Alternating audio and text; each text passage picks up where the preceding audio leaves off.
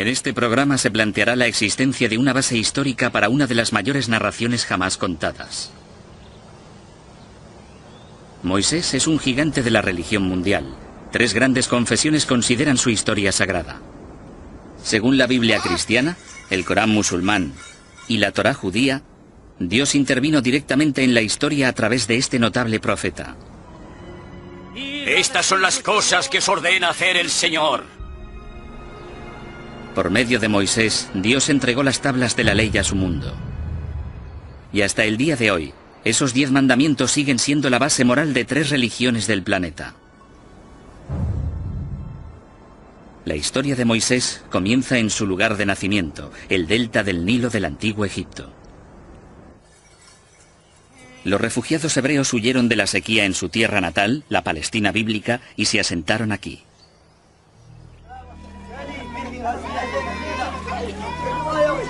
El problema comienza, según la Biblia, cuando el faraón de Egipto oye que los hebreos, a los que más tarde se llamaría israelitas, se multiplican más rápido que su propio pueblo. Se ordena a las comadronas que maten a todos los niños hebreos recién nacidos. Una madre desesperada esconde a su bebé en una cesta de juncos y lo echa a las aguas del Nilo. Ese bebé es Moisés. Milagrosamente, alguien encuentra y rescata al bebé. Un comienzo mágico para la historia de Moisés. ¿Pero es eso cierto? Hasta hace poco, casi todos los historiadores decían que no. La razón era sencilla. La historia de Moisés es muy parecida a la de un mito de Babilonia en el actual territorio iraquí sobre un gran rey llamado Sargón, quien, siendo bebé, fue encontrado en una cesta en un río.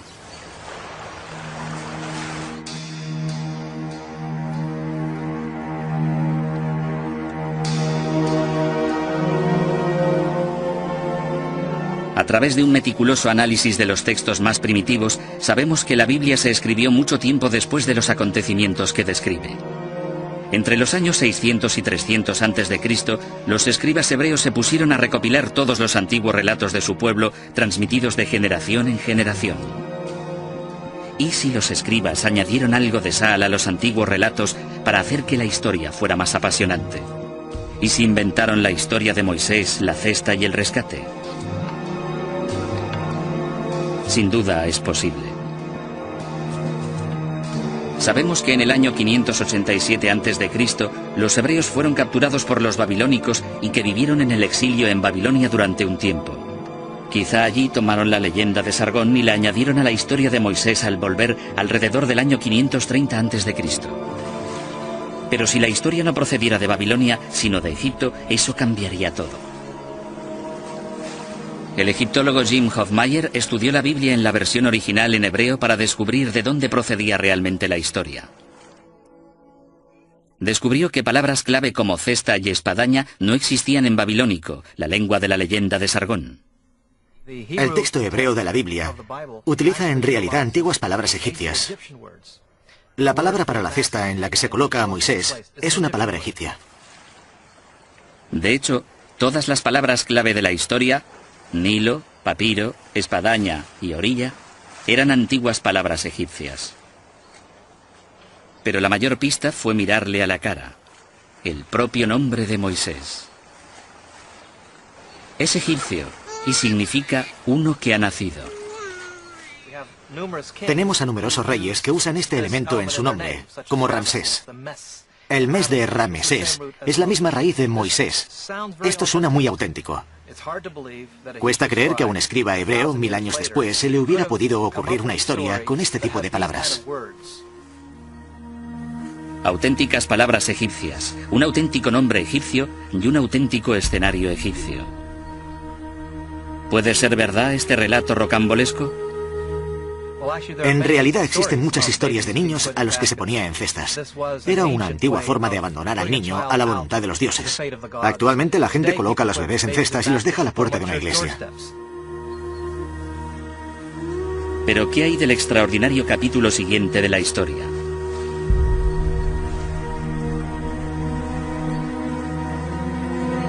La Biblia afirma que Moisés fue rescatado por la hija del faraón o su esposa, según el Corán. Ella lo adoptó. Sobrevivir en el río fue una suerte. Pero el hecho de que un pobre inmigrante fuera rescatado por la realeza y fuera criado como un príncipe es sin duda algo propio de un cuento de hadas. Aunque en el antiguo Egipto no es una idea tan inverosímil.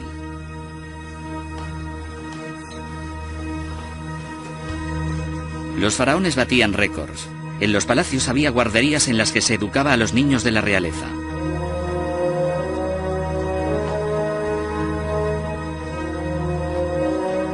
Por los textos antiguos conocemos una institución asociada al palacio que se llamaba la Guardería Real. Y en esta institución se educaba a los niños de la realeza. Específicamente se enseñaba a los príncipes a leer y escribir.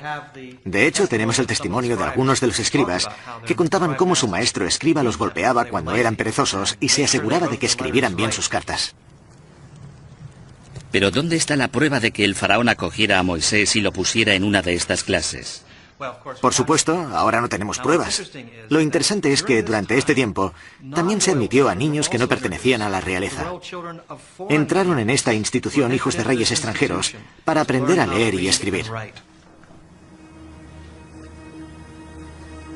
Así que los faraones sí que educaban a niños extranjeros, pero ¿de qué tipo? ¿Cómo sabemos si los hebreos estuvieron en Egipto o no? Aquí nuestra búsqueda del auténtico Moisés topa con un obstáculo enorme.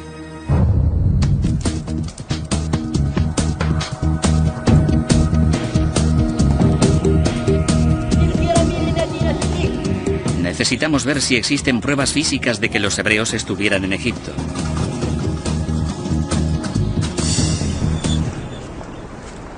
La historia dice que Moisés sacó de Egipto a 2 millones de hebreos y que vivieron durante 40 años en el desierto del Sinaí. Pero en un siglo de arqueología en el Sinaí no se han descubierto pruebas de ello. Así que algunos expertos empezaron a pensar lo impensable. Si los hebreos nunca estuvieron en Egipto, quizá toda la épica era ficción, creada para dar a su pueblo una historia y un destino.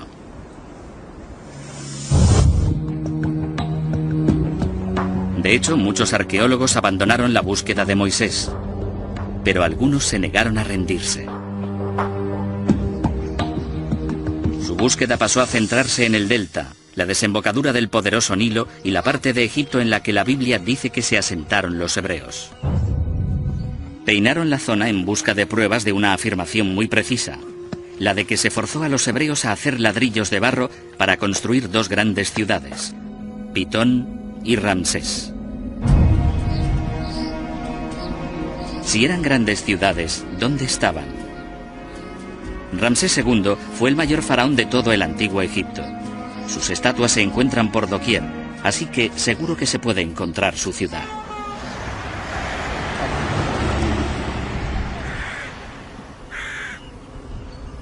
Pero al buscar hoy por la zona del delta no se halla ninguna señal de ella. Sonaba más como una historia inventada por un escriba. Hasta que un día, un granjero de la zona encontró una pista tentadora. Los restos de los pies de una estatua gigante. Los arqueólogos no se creían su suerte. Una inscripción en un pedestal cercano confirmó que la estatua pertenecía a Ramsés II.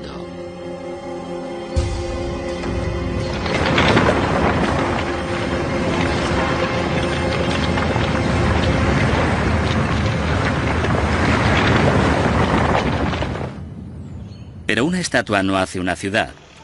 Para probarlo, los arqueólogos necesitaban encontrar restos de edificios hechos con ladrillos de barro.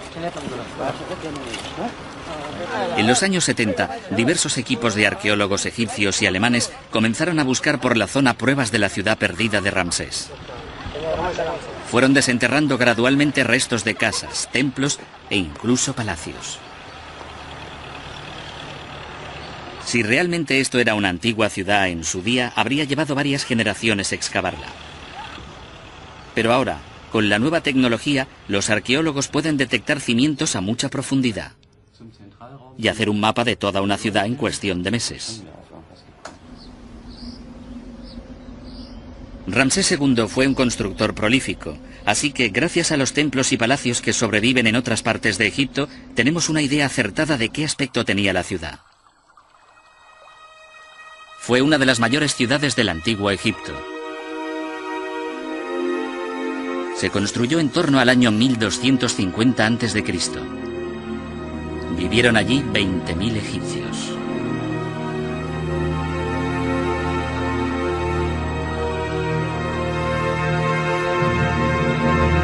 El descubrimiento confirmó que el Ramsés bíblico era lo suficientemente real. El nombre no lo inventó un escriba.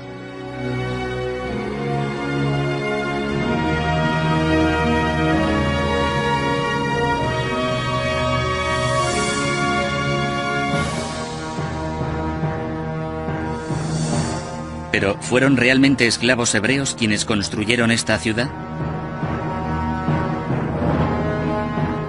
En los documentos del antiguo Egipto hay una misteriosa referencia a una tribu capturada por el faraón y forzada a trabajar en la ciudad de Ramsés. Una de estas tablillas de arcilla enumera grupos de personas que fueron capturadas por el faraón. Uno de los grupos se llama Jabiru. Jabiru suena a hebreos. Hebreos, Jabiru. ¿Podría ser el pueblo al que guió Moisés? No podemos saberlo con seguridad, pero las pistas están ahí. Eran nómadas de lengua semítica y querían asentarse en Canaán, la Siria actual, Israel y Palestina. Quizás sí eran los hebreos.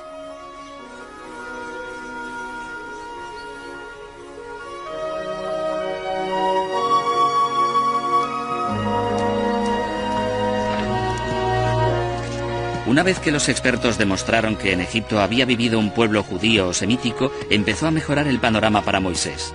Quizá no era todo fantasía. Era hora de volver a mirar su vida de adulto, su vida como líder y hacedor de milagros. Dice la Biblia que un día dejó el lujo del palacio de Ramsés para observar cómo los esclavos hebreos hacían ladrillos de barro.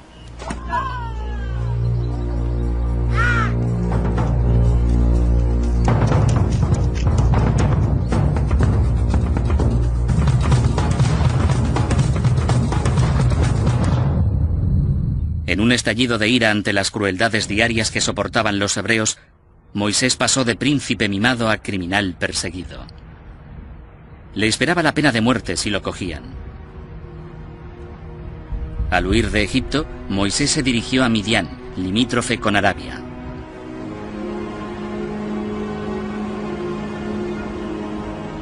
Su aspecto de entonces se parecía mucho al de ahora, un desierto baldío donde los beduinos se ganaban la vida a duras penas. Según la historia, Moisés ayuda a sus hermanas, molestadas por unos hombres mientras intentan cuidar a sus ovejas. Es acogido por el padre de estas, Jetro, un sacerdote que ofrece a Moisés la mano de su hija Séfora como agradecimiento. Pasó allí 60 años viviendo tranquilo como pastor. Más adelante, cuando Moisés tenía 80 años, sucedió algo que cambiaría el curso de la historia. Estaba cuidando su rebaño cuando pasó junto a una zarza en llamas. La famosa historia dice que de las llamas salió la voz de Yahvé, Dios. Sí, aquí estoy, Señor. Dios ordenó a Moisés que fuera a obligar al faraón a que dejara marchar a su pueblo hebreo. No, Señor, no me envíes. Nunca he sido un buen orador. Pero Dios le otorgó poderes especiales.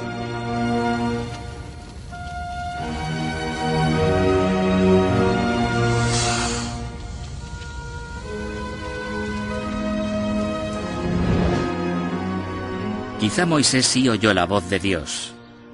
No es algo que podamos comprobar, es una cuestión de fe.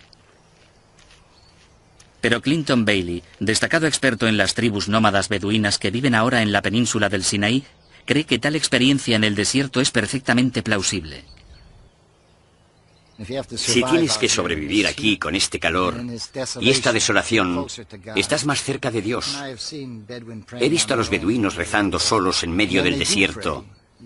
Y cuando rezan, consiguen una conexión entre sí mismos y Alá, Dios, que es muy fuerte. Y es como decir, Oye, el de arriba, ayúdame. No tengo nada más aquí para seguir viviendo, salvo tu providencia. Fuera lo que fuera, fue un punto de inflexión, porque a partir de ese momento Moisés, un anciano de 80 años, decidió guiar a su pueblo desde Egipto hasta la tierra prometida.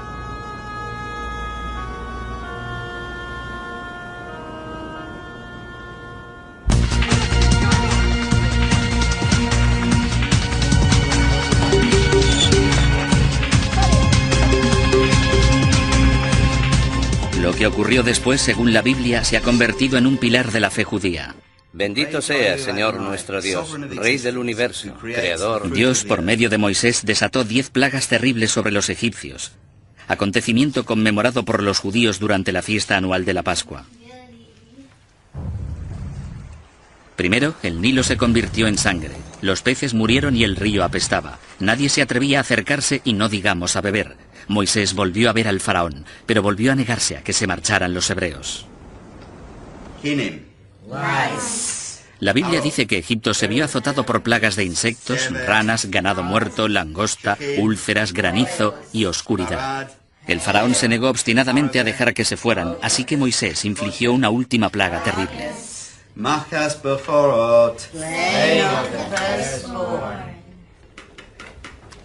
La matanza de los primogénitos de Egipto destrozó al faraón. Se rindió ante Moisés.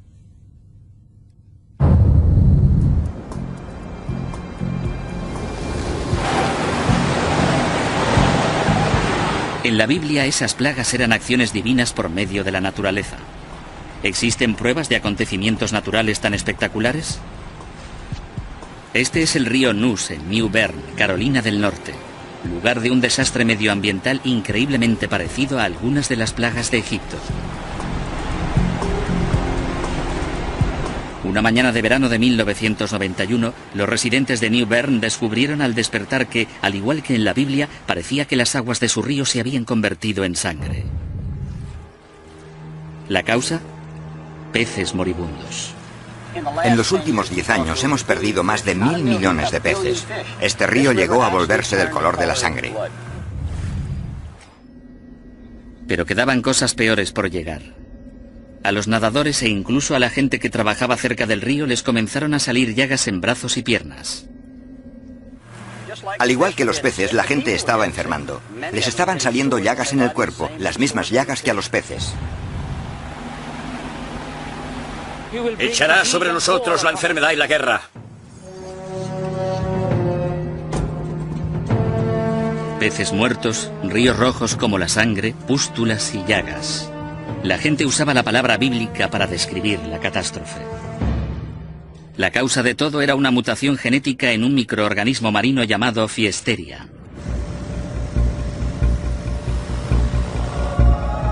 La causa del brote fue la polución. Empeoró aún más cuando se desbordó el río.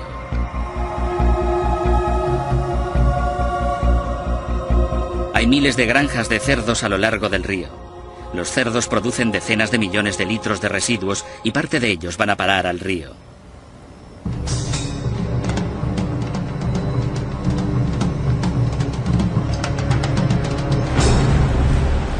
John Marr, un epidemiólogo especializado en desastres medioambientales, cree que la polución en el antiguo Egipto podría haber ocasionado la primera plaga, matar a los peces y volver el Nilo rojo.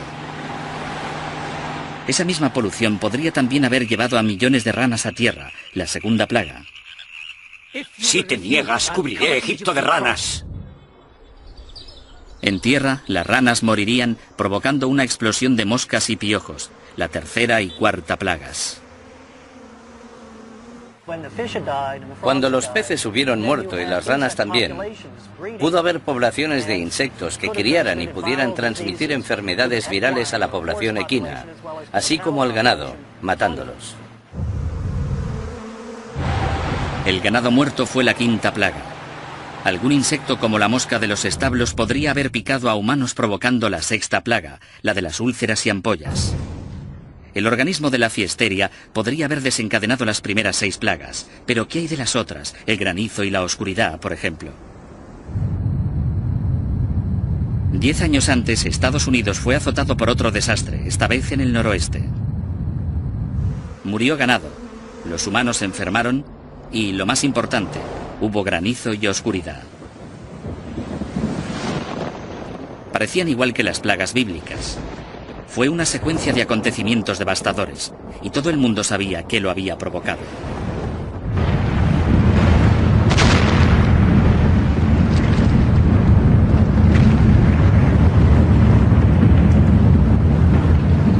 El 17 de mayo de 1980, el volcán del monte St. Helen entró en erupción, matando a todo ser vivo en 30 kilómetros a la redonda.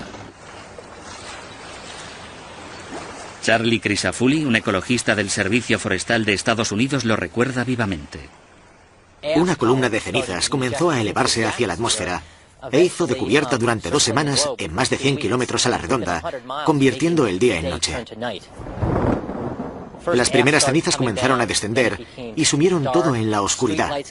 Se encendieron las farolas, la gente conducía con los faros encendidos, usando los limpiaparabrisas para intentar quitar de en medio la ceniza y poder llegar a casa. ¿Y si hubiera habido una erupción parecida en la época de Moisés? ¿Podría haber desencadenado las plagas bíblicas? Podría haber sucedido al posarse las cenizas del volcán, que son ricas en diferentes minerales, y si el Nilo estaba con la marea baja, se habrían dado los nutrientes perfectos para producir un florecimiento tóxico de algas.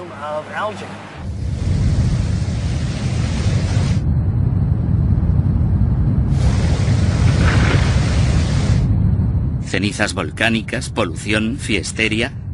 Todo esto podría ayudar a explicar el enigma de las plagas de Egipto. Pero esta teoría tiene un problema, uno grave. No hay ni un solo volcán activo en Egipto.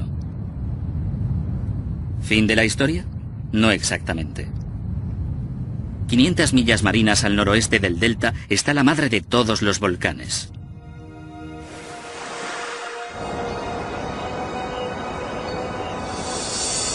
Esta es la isla griega de Santorini, en el mar Egeo, escenario de la famosa leyenda de la Atlántida. Esta gran cuenca curva fue creada por una gigantesca erupción volcánica.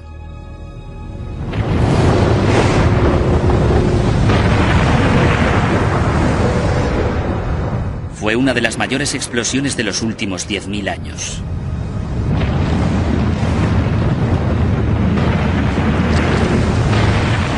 La explosión se sitúa en el siglo XVI a.C.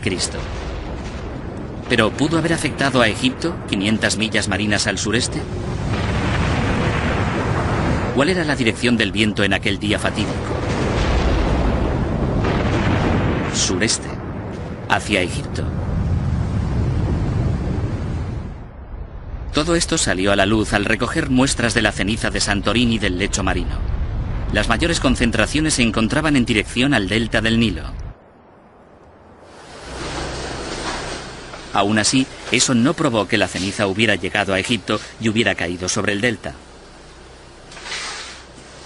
Para descubrirlo, el Dr. Daniel Stanley, un oceanógrafo de la Smithsonian Institution, fue al delta y extrajo muestras de barro, arena y cieno. Vale, bien. Sí, de acuerdo. Veamos si conseguimos que funcione esto. En los núcleos que taladramos, encontramos fragmentos volcánicos química y ópticamente, en cuestión de tamaño y forma. Esos fragmentos de cristal se pueden relacionar con seguridad con la explosión de Santorini. El tamaño de los fragmentos de cristal también dio al Dr. Stanley una visión escalofriante del efecto de la onda expansiva sobre el delta. Creo que debió de ser una experiencia aterradora. Debió de ser muy duro el hecho en sí, la explosión. Se debió de notar cómo caía la ceniza. Así que creo que debió de ser lo que en la jerga llamamos una de las grandes. Con las pruebas de que la nube de ceniza pudo haber llegado hasta el delta, los científicos podían abordar la cuestión principal. ¿Desencadenó el volcán las plagas bíblicas?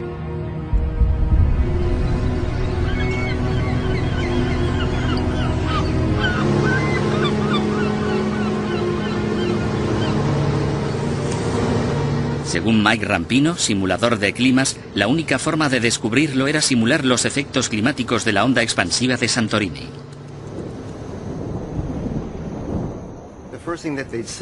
Lo primero que habrían visto sería esta nube de ceniza sobre ellos, tan oscura que ocultaba totalmente el sol.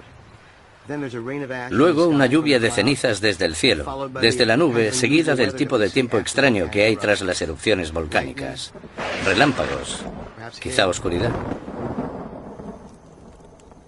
¿Y qué hay de las plagas de peces muertos e insectos?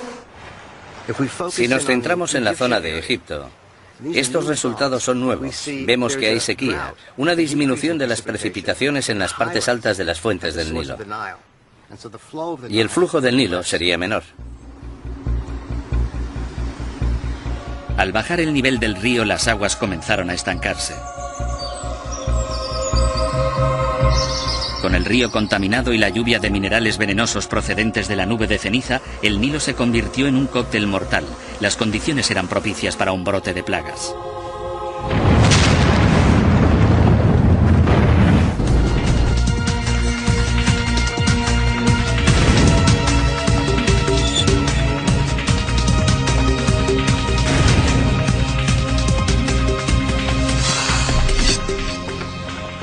Al final, las plagas persuadieron al faraón para permitir que los hebreos salieran de Egipto.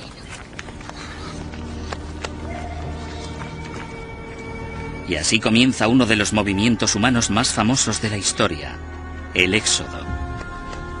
La Biblia dice que huyeron 600.000 personas, pero solo contaba a los hombres. 600.000 hombres con sus familias son unos 2 millones de personas, más o menos. Es una imagen irresistible. Semejante masa humana yéndose del delta. Pero ¿hay pruebas que sugieran que pudo ocurrir realmente? Depende de en qué siglo se busque. No hay pruebas de que en torno a 1200 a.C., en la época de Ramsés II, hubiera tal éxodo masivo. Quizás sea una exageración de la cifra bíblica. Se ha calculado que el ejército egipcio contaba solo con unos 25.000 o 30.000 hombres. Si así fuera, los 600.000 israelitas podrían haber superado a los egipcios y haberse marchado en cuanto hubieran querido. Así que debe de haber otra solución al problema de las cifras. Creo que la solución no es cambiar lo que ha dicho la Biblia, porque sí que tiene sentido. El problema no es lo que dice el texto bíblico, sino cómo se ha traducido y entendido a lo largo de la historia. La palabra Aleph significa 1000 y se ha traducido como 600 Aleph, que puede significar 1000. Sí que significa 1000, pero en el resto de la Biblia, esta palabra hebrea, Aleph, se traduce como clan o unidades militares. Si eso es cierto, nos encontramos ante una población mucho menor, quizá 25.000 en lugar de millones. 25.000 sería un pequeño éxodo, nada comparable a la cifra de 2 millones de la Biblia. Hay quienes creen que la cifra bíblica no es ninguna exageración. Pero ¿qué pruebas hay de esto?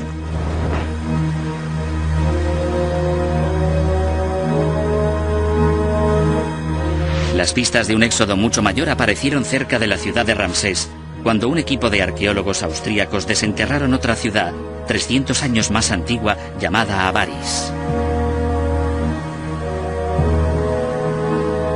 Entre las villas, templos y palacios, encontraron edificios más modestos, como los de Canaán, en la actual Siria, Palestina e Israel.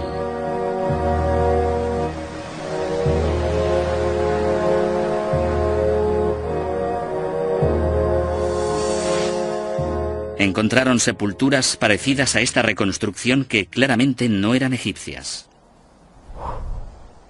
Estos son huesos de una oveja de lana larga, una raza procedente de Canaán. Los esqueletos humanos estaban a los lados como si estuvieran durmiendo, mirando al este, algo típicamente cananeo. Las armas también eran cananeas. Eran huesos de personas de habla semítica. Tenían una comunidad próspera, pero un día se marcharon todos. Los historiadores del antiguo Egipto aseguran que el faraón expulsó por lo menos a 240.000 familias semíticas.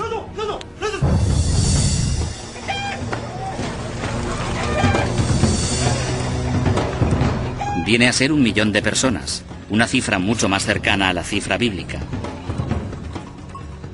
Tenemos allí a la población, vemos cómo desaparece, vemos cómo abandonan el lugar. La ciudad de Avaris queda completamente abandonada a la arena que va amontonándose y se han ido a algún lado.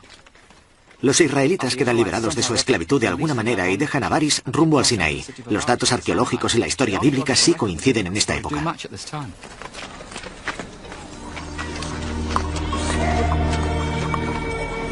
Es imposible determinar si estos semitas eran los hebreos del éxodo bíblico o un grupo diferente.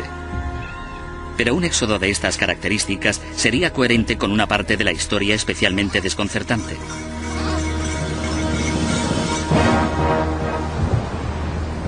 En el relato bíblico, Dios guió a los hebreos fuera de Egipto con una columna de nubes durante el día y una columna de fuego durante la noche. Estas famosas imágenes se han considerado puros mitos. Pero si el éxodo sí hubiera tenido lugar durante el siglo XVI a.C., podría haber una explicación racional. ¿Estarían inspiradas las columnas de fuego y nubes por una columna de ceniza volcánica? El problema es que Santorini está a 500 millas marinas al noroeste del delta del Nilo. El propio volcán habría quedado oculto debido a la curvatura de la Tierra, pero la columna de humo se habría elevado unos 40 kilómetros sobre el nivel del mar. Se habría visto a una distancia muy grande. Las columnas de erupción en grandes erupciones como esta alcanzan la estratosfera, lo que supone 20, 30 o 40 kilómetros de altura. De modo que la población de Egipto podría haber visto materiales elevados a grandes altitudes. Por la noche, debido a la electricidad estática y a la concentración de ceniza en la atmósfera, habría relámpagos en la nube.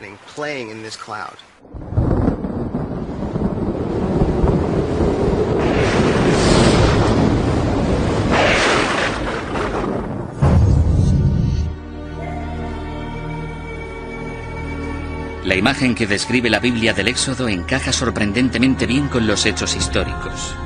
Pero, ¿resiste el fantástico clímax de la historia al escrutinio histórico?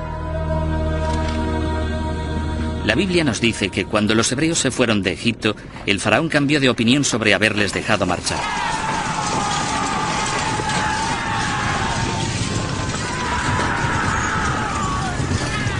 Tomando 600 de sus mejores carros, alcanzó a los esclavos fugitivos. Pero 600 vuelve a sonar a una exageración impresionante. No hay pruebas en Egipto de que Ramsés tuviera más que unos cuantos carros. Hasta 1997, fecha de un importante descubrimiento en el delta.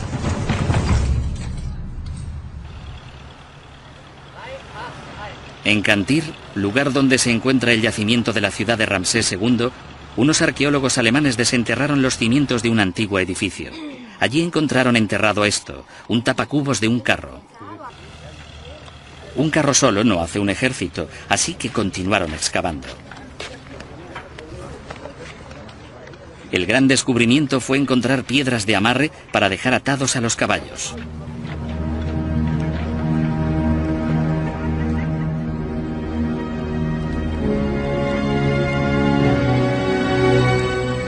Esto demostró que aquel lugar en el pasado había sido un establo para carros y caballos.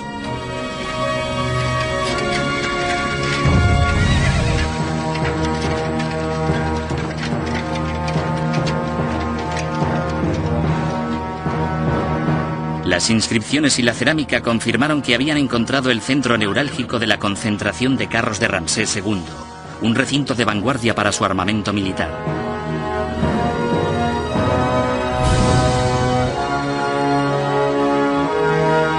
Al finalizar la excavación, los arqueólogos habían encontrado establos suficientes para albergar a no menos de 500 carros y caballos.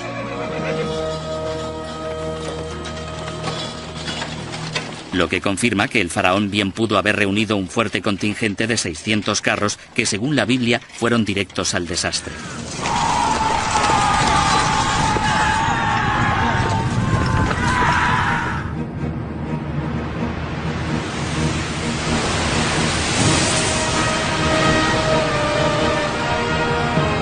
Cuando los hebreos se han marchado de Egipto, La Biblia cuenta la parte más milagrosa de la historia de Moisés, la división del Mar Rojo. Las aguas se abrieron, Moisés y su pueblo las atravesaron y el mar volvió a cerrarse, ahogando al faraón y a su ejército. El material es digno de una película de Hollywood, pero el Mar Rojo es demasiado profundo. Quizás sea aquí donde finalmente la Biblia se separa de la ciencia y la historia. Aunque esta historia tiene más miga. Hay que mirar detenidamente el relato de la travesía del Mar Rojo. Si se lee la Biblia en el hebreo original, nos damos cuenta de que no dice que Moisés cruzara el Mar Rojo. La palabra rojo es una mala traducción. En la Biblia hebrea, cruzan el Yam Suf, el mar de cañas. No el Mar Rojo, sino el mar de juncos. Esta historia es extraña. Cualquiera puede imaginarse que intentar cruzar el Mar Rojo sería muy difícil, pero un mar de juncos sería bastante diferente. Esta es una zona pantanosa, probablemente lo que cruzaron.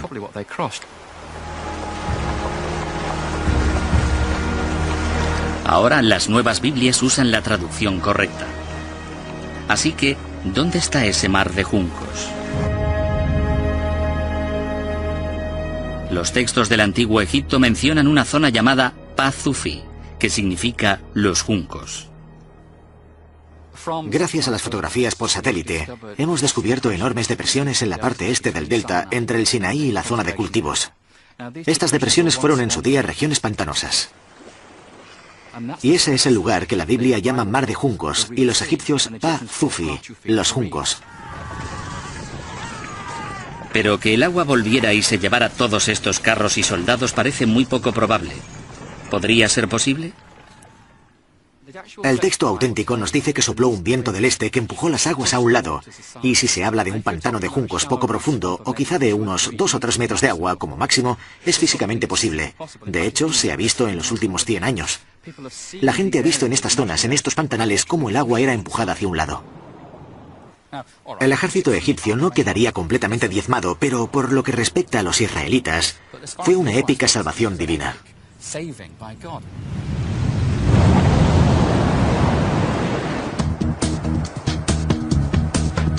La Biblia hebrea dice que las aguas formaban un muro a derecha e izquierda, un gran cañón de agua. Es posible que esto estuviera inspirado por el recuerdo traumático de un cataclismo real.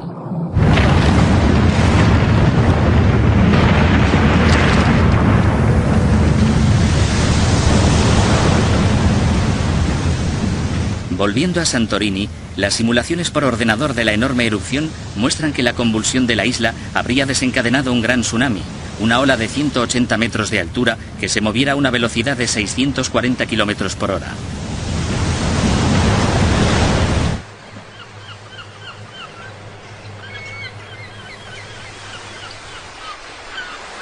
Según Floyd McCoy, experto en maremotos, fue una de las mayores olas de marea de la historia y debió de alcanzar Egipto. Encontramos pruebas, por increíble que parezca, en el fondo marino. Los tsunamis barrieron el fondo del mar Mediterráneo y levantaron los sedimentos. Y nosotros podemos encontrar esos sedimentos. Esto nos da indicios de en qué direcciones fueron. El modelo simulado por ordenador nos mostraba la irradiación de olas por todo el Mediterráneo, llegando a alcanzar el delta del Nilo, así como todo el litoral. Pero ¿cómo podía un tsunami dividir las aguas poco profundas del mar de juncos? Si se observa unas olas normales, se aprecia que, por unos instantes, justo antes de romperse, el agua se retira de la playa.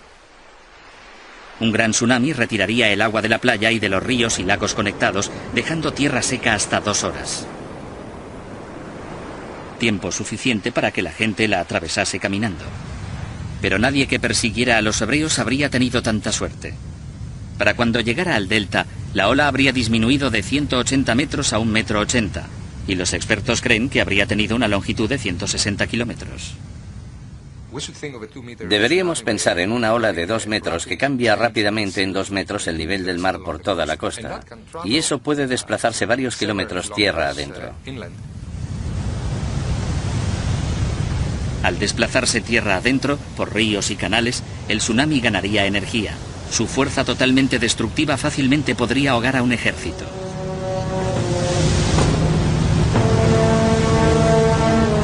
Es una imagen asombrosa, pero pura especulación.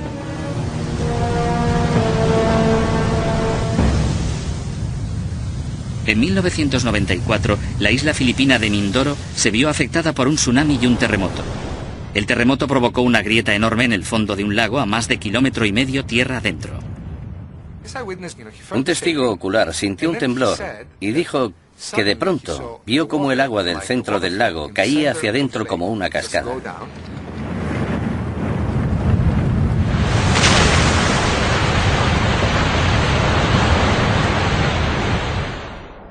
Y pasado un rato, miró hacia abajo y podía ver el fondo del lago.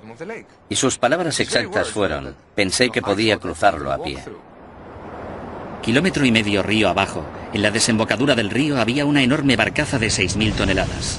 Las aguas se desvanecieron y después el testigo vio cómo llegaba el tsunami. Y entonces ve cómo llega del mar una barcaza de 6.000 toneladas.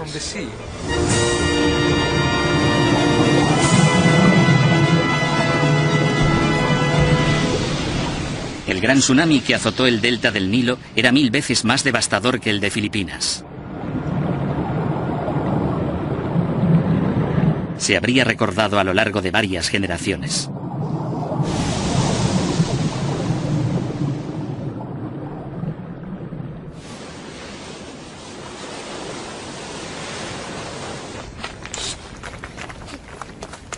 Tras todas las nuevas pruebas que apoyan la historia de Moisés y el Éxodo, hay un verdadero problema.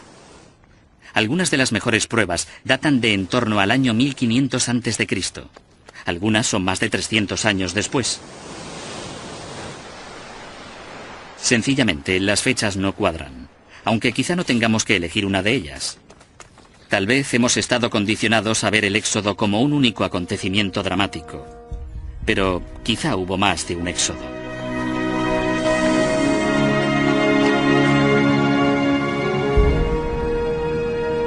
Como editor de la Biblical Archaeology Review, Herschel Shanks está en mejor posición que la mayoría para sopesar teorías opuestas. Existe una controversia sobre cuándo sucedió exactamente. Pero también existe la teoría de que podría haber habido muchos éxodos. Muchas salidas de Egipto de grupos de esclavos que se unieron como israelitas. Sabemos que había migraciones de uno a otro lado, y quizá la más destacada fue la del grupo de Moisés. A veces la gente dice, pero ¿y la prueba de que Moisés existiera?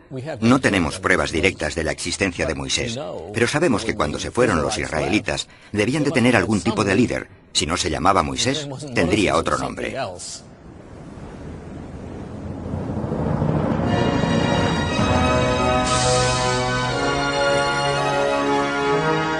El libro del Éxodo dice que, tras cruzar el mar de juncos, Moisés llevó a los hebreos hasta el Sinaí, donde pasaron 40 años vagando por el desierto. Tras errar durante 3 meses, los hebreos acamparon al pie de la montaña de Dios.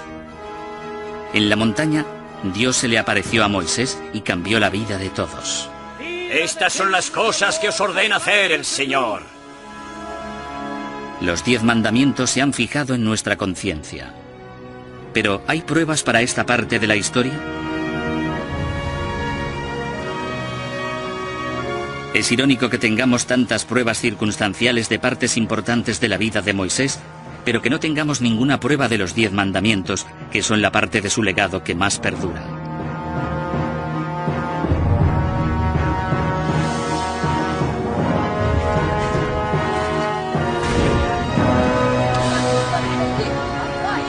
En cierto sentido, ahora todos somos hijos de Moisés.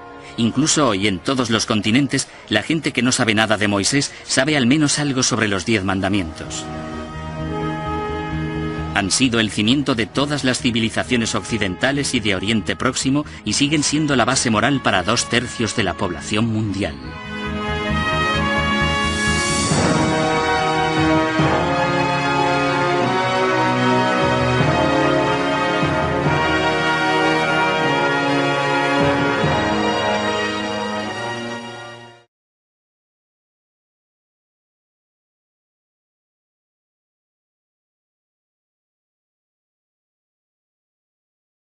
Regiones del planeta.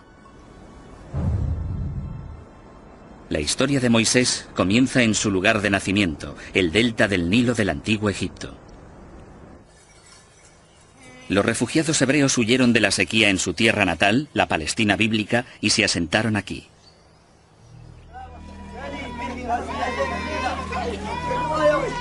El problema comienza, según la Biblia, cuando el faraón de Egipto oye que los hebreos, a los que más tarde se llamaría israelitas, se multiplican más rápido que su propio pueblo. Se ordena a las comadronas que maten a todos los niños hebreos recién nacidos. Una madre desesperada esconde a su bebé en una cesta de juncos y lo echa a las aguas del Nilo. Ese bebé es Moisés. Milagrosamente, alguien encuentra y rescata al bebé. Un comienzo mágico para la historia de Moisés. ¿Pero es eso cierto? Hasta hace poco, casi todos los historiadores decían que no. La razón era sencilla. La historia de Moisés es muy parecida a la de un mito de Babilonia en el actual territorio iraquí sobre un gran rey llamado Sargón, quien, siendo bebé, fue encontrado en una cesta en un río.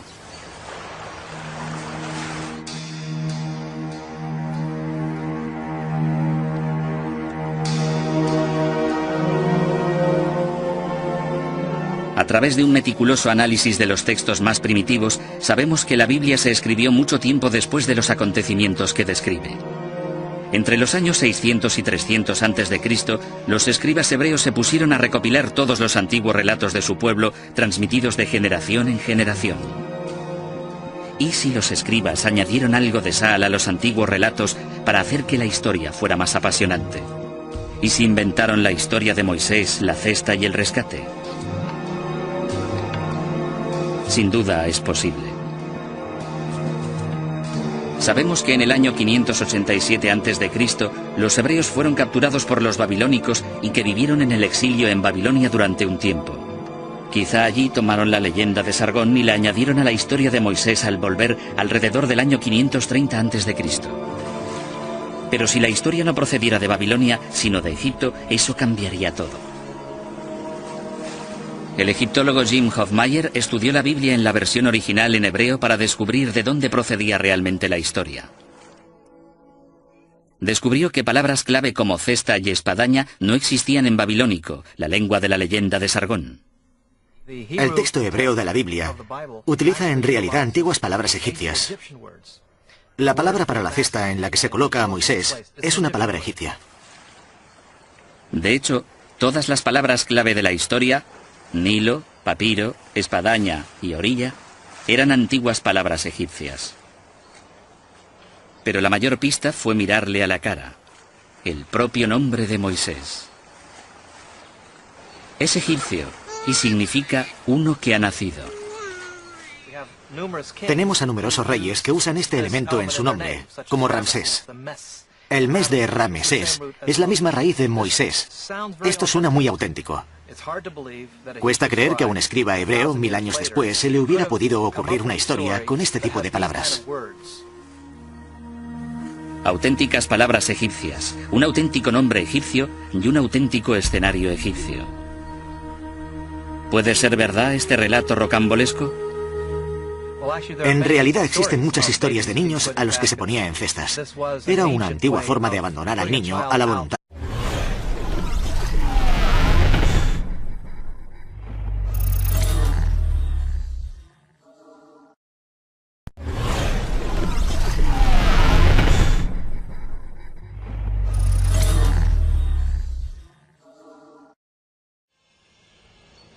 En este programa se planteará la existencia de una base histórica para una de las mayores narraciones jamás contadas.